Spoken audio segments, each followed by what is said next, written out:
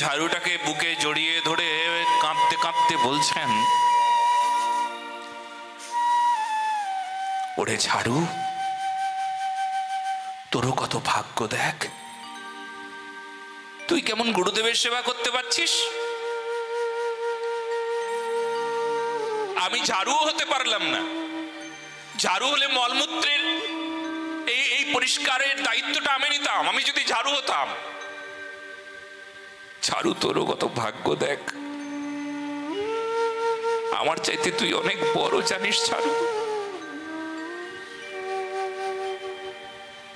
আমি মানুষ হয়ে জন্ম নিয়েছি, কিন্তু ঝাড়ু হতে পারলাম। ওরে ঝাড়ু, তুই আমার চাইতে অনেক বড়, অনেক বড়। তুই কত পরিষ্কার করিস, বৃন্দাবনের থাকিস, হে আমার গুরুদেবের হে সেবায় লেগেছিস। তুই আমার থেকে কত বড় রে ঝাড়ু, তুই আমার প্রণাম নে। বুকে জড়িয়ে ধরে ঝাড়ুর সঙ্গে কথা কইছেন। ওই গাছের আড়াল থেকে গুরুদেব দেখছেন, আর গুরুদেব প্রতিজ্ঞা করেছিলেন, আমি মন্ত্র দেব না।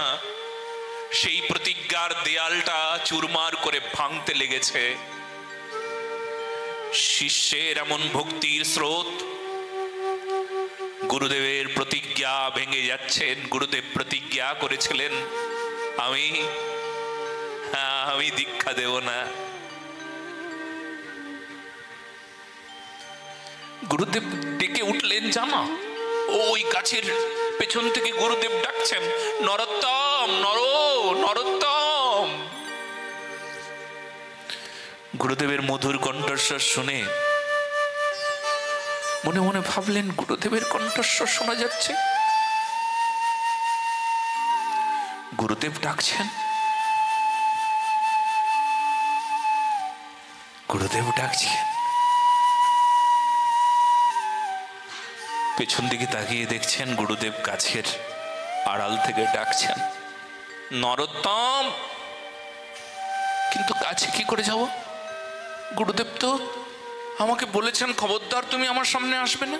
গুরুদেব, আপনি যে ডাকছেন, আপনি তো নিষেধ করেছেন আপনার সামনে যেন আমি না যাই। তবে আমি কি করব? আপনার সামনে কি যাব? আপনার যে আজ্ঞা হয়েছে, তুমি যেন আমার সামনে কখনো আসো না। শ্রী গুরুদেব, আমি কি করব? গুরুদেব বলছেন, আমি পারলাম না, আমি আমার প্রতিজ্ঞা ধরে রাখতে পারলাম না। তোমার গুরু ভক্তির এত স্রোত, এত শক্তি আমার প্রতিজ্ঞার দেয়াল ভেঙে চুরমার করে দিয়েছে। এসো কাছে, এসো, এসো, আর দেরি করো না। আজ শ্রাবণী পূর্ণিমা, আজকে খুব ভালো দিন জানো। আজকে তোমায় আমি দীক্ষা দেব।